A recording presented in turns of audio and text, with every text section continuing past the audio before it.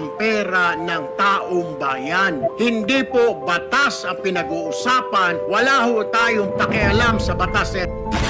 Mga kasamahan, nais ko lamang pong magpahayag ng saloobin hinggil po sa ilang mga pahayag sa pagdinig ng Blue Ribbon Committee kaninang umaga. Nalubhang nakakabahala na tila nagpaparating na maaari nating isantabi ang umiiral na batas upang magbigay daan sa ikasisiya ng taong bayan. Ang ito, hindi po pare-pareho ang sitwasyon natin. Hindi po pareho ang Luzon sa Visayas sa Mindanao. Meron pong mga katulad natin na umiikot sa mga liblib na lugar at nagpapakilala po ng batas na dapat sundin. Napakalulungkot po kung ganito ang ating pagbibitaw ng mga salita na we can bend the law. Distinguished colleagues, I just want to make a point of manifestation.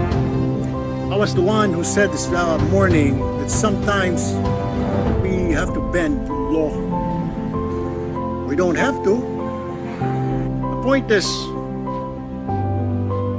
there's a Latin word that says, Vox Populi, Vox Dei. The voice of the people is the voice of God. Let me ask you, Mr. President, is our law higher than the voice of God? Is our law higher than the voice of the people? Mr. President, the law is supposed to protect the people.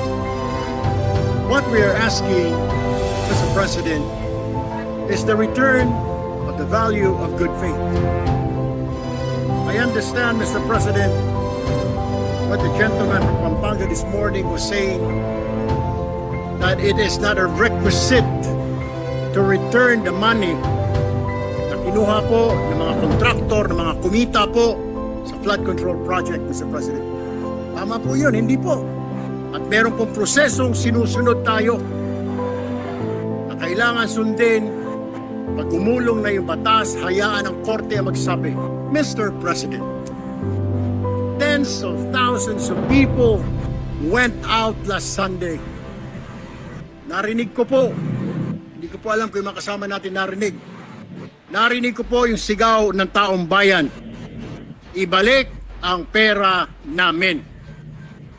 Malinaw po. And I was asked by a reporter, by an interview, your comment. I said the message is loud and clear, Mr. President. Ayusin natin sa gobyerno ang ating mga trabaho. Iwasan pong mahulog sa korupsyon.